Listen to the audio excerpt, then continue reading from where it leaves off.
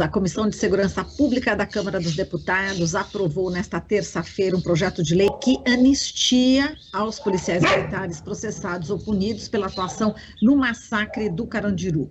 Ao todo, 111 presos morreram no massacre ocorrido no dia 2 de outubro de 1992, no complexo penitenciário, na zona norte de São Paulo, cada um com uma média de 5 tiros. Na ocasião, havia uma rebelião no pavilhão 9, e os policiais entraram no local e promoveram esse massacre. O texto agora segue para a Comissão de Constituição e Justiça e, se aprovado, será analisado pelo plenário da Câmara. Ao todo, 74 policiais foram julgados e condenados à prisão. As condenações ocorreram entre 2013 e 2014. A gente vai falar sobre esse assunto com o Gabriel Sampaio, que é coordenador do Programa de Enfrentamento à Violência Institucional da Conectas Direitos Humanos. Oi, Gabriel, um prazer falar com você, viu? Bom dia, seja bem-vindo.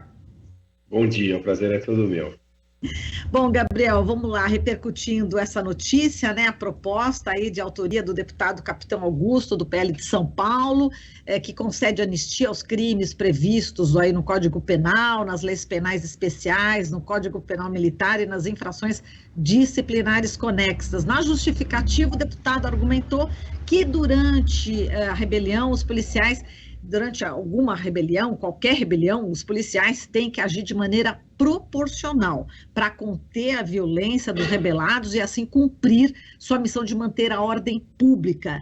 E, bom, chama a atenção que, neste caso, nenhum policial foi morto nesse enfrentamento, né, Gabriel? Como é que você viu a justificativa aí do deputado Capitão Augusto e também essa decisão já por parte dessa comissão? Marilu, esse tipo de justificativa reforça o total descompasso entre a atuação dos órgãos de segurança pública da época com a tutela do direito à vida e dos direitos humanos. Não há como avaliar como proporcional qualquer conduta de agentes públicos que resulta em 111 mortes dentro de um ambiente penitenciário. Evidentemente que se isso tivesse de fato ocorrido de forma proporcional, não teria havido, por exemplo, a violação da cena do crime, não teria havido uma série de violações praticadas e reconhecidas em processo judicial pelos agentes policiais. Portanto, a condenação, essa condenação que foi feita aqui no âmbito do Tribunal de Justiça de São Paulo e confirmada no Superior Tribunal de Justiça, ela deve sim ser mantida e os responsáveis devem, de fato, responder e cumprir com essa decisão. Agora, Gabriel, o deputado federal Sargento Faur, do PSD do Paraná, né, que foi o responsável por relatar esse projeto, diz que os policiais envolvidos no massacre do Carandiru são, abre aspas, né, são verdadeiros heróis, deveriam ser condecorados e que o judiciário, aí, como é muito chula, né, a expressão, eu vou soletrar para não ficar assim tão agressivo, ele diz que o judiciário CAGA e ANDA para a sociedade brasileira, né? E ele disse que esses policiais precisam de sossego. Como é que você viu essas declarações aí do deputado federal Sargento Faur? Essas declarações vêm no momento eleitoral, né? Então, em que forças ultraconservadoras têm tido dificuldade em apresentar para a população respostas em relação às diversas crises que nós estamos vivendo. Em alguns casos, até respostas em relação às suas propostas para a segurança pública, que são propostas que deixam a população em total ausência de proteção e de direitos. Quando um agente público defende que o Estado descumpra a lei, que o Estado viole os direitos humanos, esse agente está abrindo uma porta muito perigosa para que esse descumprimento à lei se generalize, para que as forças de segurança sejam contaminadas pela ilegalidade. E quando uma força de segurança do Estado é contaminada pela ilegalidade, toda a população está desprotegida. O Estado e as forças de segurança no Estado democrático de direito devem cumprir a lei, devem cumprir os tratados e os acordos internacionais de direitos humanos, devem proteger a vida. E a atuação dessas forças de segurança dentro da legalidade é uma garantia da democracia. Esse tipo de fala, lamentavelmente, só encontra espaço para aquele público autoritário, aquele público que, infelizmente, joga contra o Estado democrático de direito. Exato. Outra declaração aqui do deputado Sargento Faur, ele diz o seguinte, né, que é impossível, né, determinar se houve excesso doloso ou culposo e ainda individualizar qualquer conduta dos policiais. Como é que você vê também esse argumento?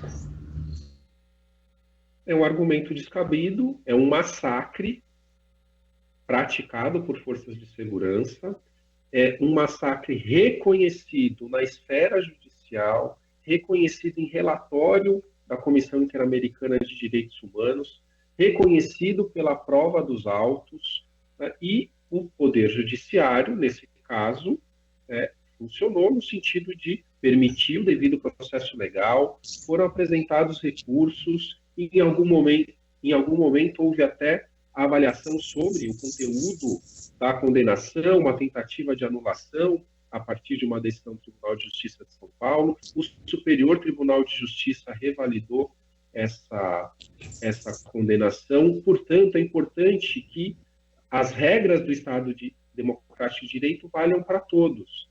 Tem alguns grupos, né, e essa fala revela que o Estado Democrático de Direito, as decisões judiciais, só valem quando se aplicam contra aquelas pessoas que esse tipo de parlamentar classifica como inimigas.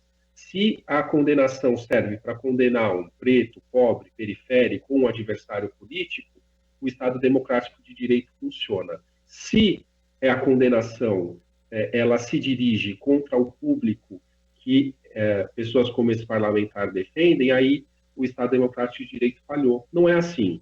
Né? Então, é preciso reconhecer, dentro do Estado Democrático de Direito, a decisão judicial, especialmente quando ela impõe limites aos agentes públicos, especialmente aqueles que têm o monopólio do uso da força. Nós não podemos defender uma sociedade, é impossível no Estado Democrático de Direito que as forças de segurança que detêm o monopólio do uso da força, da aplicação da lei e da justiça, não tenham controle. Isso é uma contradição que não cabe dentro do Estado Democrático de Direito. É preciso ter controle, é preciso responder pelos excessos, é preciso prestar contas para a sociedade. No caso de um massacre, é impossível considerar que tenha havido um abuso numa condenação em relação a esses agentes públicos. Exatamente. E, Gabriel, você citou, né, a questão, né, a violência contra os negros e pobres. E foi exatamente o caso ali no Carandiru. Muitos negros, né, muitos pobres, justamente foram assassinados, né? Esse público, né, da periferia, negro, enfim, geralmente são o alvo mesmo da polícia. Olha, nós não podemos entender nada sobre o autoritarismo no Brasil sem compreender o racismo estrutural. A base do autoritarismo ela está vinculado às escolhas políticas e às escolhas estruturais da construção da nossa nação e que determinaram a reprodução do racismo. Ele se espelha também na segurança pública. Nos momentos em que o país sai de um processo escravocrata, a segurança pública também foi usada como forma de contenção e de evitar um projeto democrático em que pessoas recém-saídas do modelo escravocrata pudessem fazer parte em condição equânime de participação da construção da nação. A segurança pública, as leis penais se dirigiram especialmente para conter, né, a população negra. Continham já na resistência ao modelo escravocrata e permaneceram sendo utilizadas como um instrumento para a contenção dessa população. Institucionalmente, e enquanto nacionalidade, né, o nosso país teve dificuldades em enfrentar esse processo. E as medidas efetivas de combate ao racismo, elas começam a ganhar corpo a partir da Constituição de 1988, É só recentemente, do ano passado, que o Brasil internaliza a Convenção Interamericana, que torna norma constitucional, por exemplo, a construção de políticas públicas para o enfrentamento ao racismo. Isso é historicamente muito recente. Então, o país terá dificuldade em enfrentar o racismo estrutural, em estabelecer políticas antirracistas que tenham reflexo no sistema de segurança pública e no sistema prisional, se não encarar de frente essa questão e esse problema. Implementar medidas que contenham o abuso estatal. 80% das mortes violentas, dos homicídios praticados por agentes do Estado, são contra pessoas negras. Nenhuma democracia é saudável com esse retrato. E nenhuma democracia pode ser assim considerada, mantendo esse traço tão racista. E, Gabriel, só para a gente terminar, qual que é a expectativa, né? Causa aí apreensão em relação agora a esse projeto de lei, né, de anistia aos policiais militares, enfim, que atuaram no massacre do Carandiru, agora na CCJ, né, na Comissão de Constituição e Justiça. Qual que é a tua expectativa?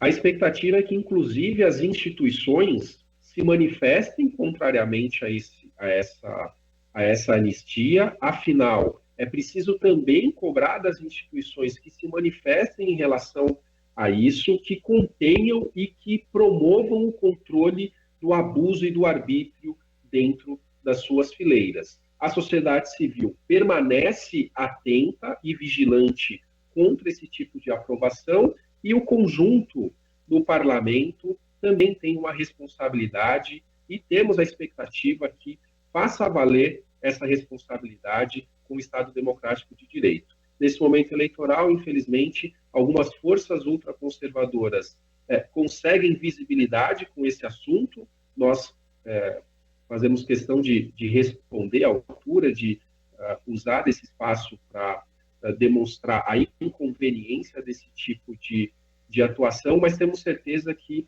é um tipo de atuação que tem vida curta, né, e que, tanto institucionalmente quanto no âmbito da sociedade civil, nós teremos capacidade de rejeitar esse tipo de matéria.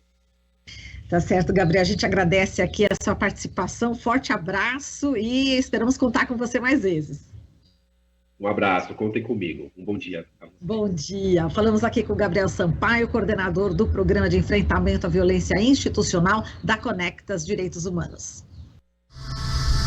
Estamos apresentando Jornal Brasil Atual. As notícias que os outros não dão.